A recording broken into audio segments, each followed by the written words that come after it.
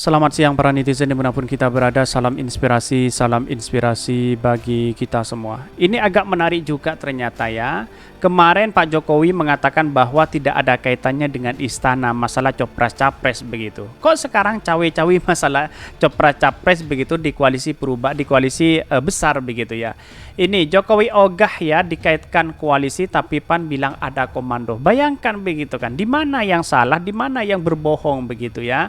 Tetapi perlu diingat di situ ada Sekjen PAN yang mengatakan membantah di bawah komando Pak Jokowi. Pak Jokowi juga membantah itu. Tapi Pak Zulkifli Hasan mengatakan di bawah komando Pak Jokowi.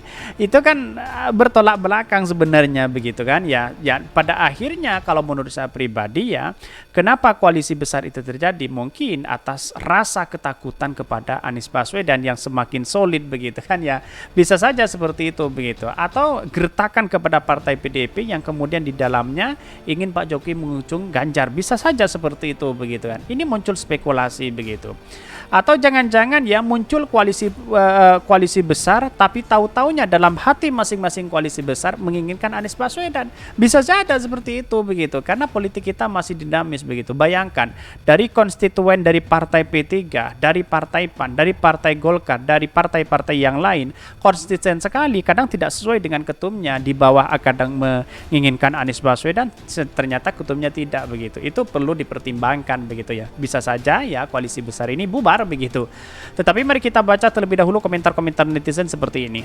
Ini komentar-komentar netizen ya dari Hendry Satrio ya. Hebat Zulhas ya. Zul bisa membaca gestur Jawa ya, termasuk menerjemahkan gestur Jokowi. Ada pepatah Jawa yang terkenal. Untuk mengerti dengarkanlah yang tidak diucapkan. Nah, Jokowi tidak perlu langsung berucap ya. Zulhas langsung paham, mau bos. Ini dari Hendry Satrio ya. Tetapi mari baca komentar-komentar netizen terlebih dahulu ya. Tetap aja walaupun 50% koalisi raksasa, mereka belum percaya diri untuk menang karena rakyat di akar rumput tidak mudah dikendalikan, maka jegal-menjegal masih bermain karena tingkat kekhawatiran mereka akan masih sangat tinggi. Biarkan mereka yang menilai belakangan borok makin banyak terbuka. Betul begitu. Artinya kenapa partai-partai perubahan hari ini adalah partai koalisi perubahan hari ini adalah sangat solid sekali begitu. Sedangkan partai-partai yang lain seolah-olah masih belum ada dan layak mau dijual begitu. Ya, seolah-olah gini, perbandingannya adalah partai koalisi perubahan ya, koalisi perubahan itu sudah menunjukkan bahwa ada tawar menawar yang untuk dibeli dan untuk dijual di situ begitu, yaitu adalah Anies Baswedan.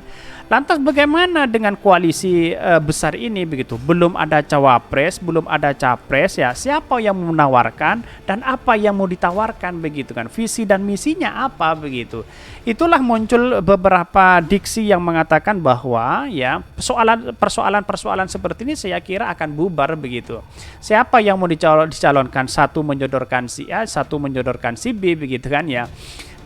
Bisa jadi akan kembali ke hitohnya masing-masing begitu ya. Dari perspektif teori fisika, benda yang besar pun menemui momen ya, inersia ya, yang besar pula dan bergerak ya butuh power yang besar pula untuk menggerakkannya. Di atas panggung memang tak terucap, tapi siapa tahu di belakang panggung Zulhas sudah dibentak-bentak, dihardik, diomelin supaya mengikuti kemauan Jokowi. Tapi ini siapa tahu loh, katanya dalam politik apa yang bisa terjadi. Ya bisa saja seperti itu begitu. Apa yang tidak mungkin dalam dunia politik kita begitu kan? Ya si A, si B dan si C. Lah Anies Baswedan tiba-tiba dianggap gubernur yang tidak becus ya, calon presiden yang gagal dan sebagainya begitu kan ya. Bahkan disalahkan. Siapa tahu ya wakilnya adalah Puan Maharani begitu kan. Bisa saja seperti itu karena kalkulasi politik kita itu adalah masih belum jelas begitu kan, dalam artian masih dinamis begitu ya. Yang konsisten sekali itu adalah Anies Baswedan begitu. Tetapi ya muncul spekulasi di sini banyak sekali begitu. Ini Zulhas punya ilmu baru nih, kini jadi ahli membaca hati. Cuma yang disayangkan dia pandai membaca hati konstituennya. Tidak pandai begitu ya membaca hati konstituennya. Tapi mari kita baca terlebih dahulu beritanya seperti ini. Ini beritanya Jokowi ogah dikaitkan koalisi, tapi PAN bilang ada komando. Ini sudah jelas begitu kan ya. Ini dikutip dari Detik News ya. Ketua Umum PAN ya Zulkifli Hasan bertemu Ketua Umum Partai Gerindra Prabowo Subianto di Kartanegara, Jakarta Selatan. Mereka membahas soal koalisi kebangsaan. Zulhas menyebutkan koalisi kebangsaan atau komando ya atas komando Presiden Jokowi, padahal Jokowi sebelumnya mengatakan tidak ada urusan soal Pilpres atau koalisi. Sama apa yang disampaikan oleh Sekjen begitu, Sekjen si PAN begitu kan tidak mau mengatakan seperti itu begitu. Tapi Pak Zulhas mengatakan itu begitu. Jadi ngeles apapun itu sudah ada kebingungan dari narasi-narasi yang disampaikan sudah berbeda di situ begitu kan ya. Ya, pada hakikatnya apa yang terjadi selama ini? Yang terjadi adalah bahwa saling cakar-cakaran bisa saja seperti itu begitu. Si A menginginkan si B menginginkan ini begitu kan ya. Apalagi nanti Pak Zulhas sudah bermanuver akan bertemu dengan Ibu Megawati. Bayangkan begitu ya.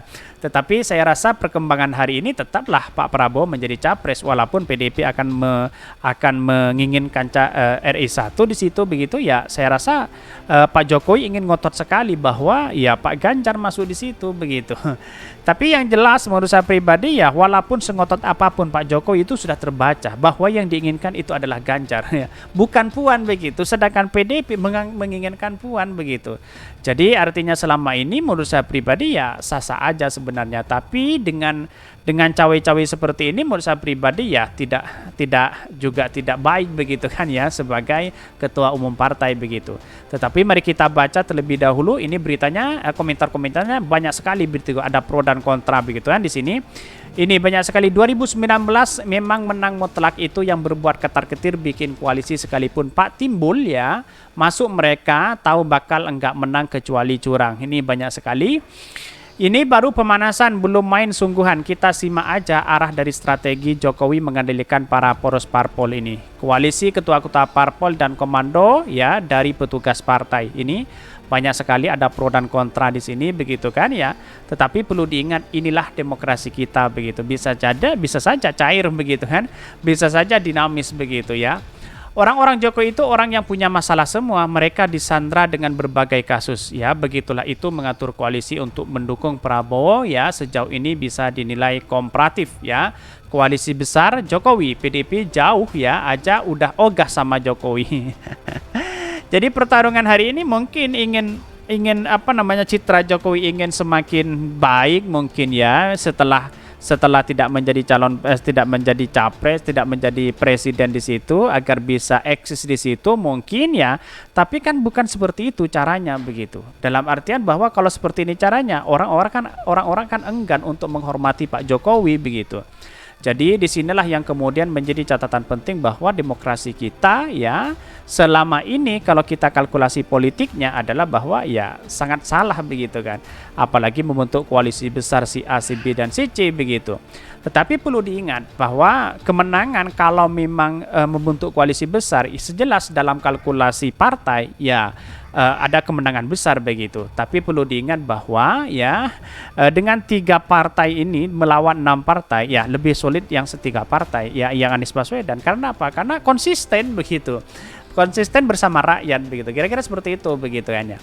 Biarkan lama-lama baku pukul sama-sama mereka ya, karena dasarnya nafsu kekuasaan karena takut kehilangan kekuasaan. Kira-kira mengapa ya ini? Ada pro dan kontra di sini begitu kan ya. Bukan soal koalisi banyak partai yang bisa menangkan Pilpres, tapi soal siapa capresnya yang mampu ngalahin elektabilitas Anies yang sangat tinggi. Nggak usah lah ini pakai survei ketakutan mereka, karena elektabilitas Anies yang tinggi, kalau tidak tak mungkin takut. Betul sekali begitu kan. Ya banyak narasi-narasi dan pengamat yang mengatakan bahwa koalisi itu terbentuk karena memang takut kepada Anies Baswedan. Bayangkan begitu kan ya. Anies Baswedan kok ditakuti begitu kan, begitu logikanya begitu. Kalau dia bersaing secara sehat ya, secara terbuka ya, saya rasa dihadapi dengan santai aja begitu kan ya. Kenapa masih copras-capres sana sini? Kira-kira seperti itu begitu. Mungkin itu yang kami sampaikan. Tonton terus channel Hodari Podcast Rakyat ini karena ada berita-berita menarik dan viral setiap harinya. Salam para netizen, salam inspirasi bagi kita semua. Jangan lupa di subscribe channel YouTube Hodari Podcast Rakyat ini.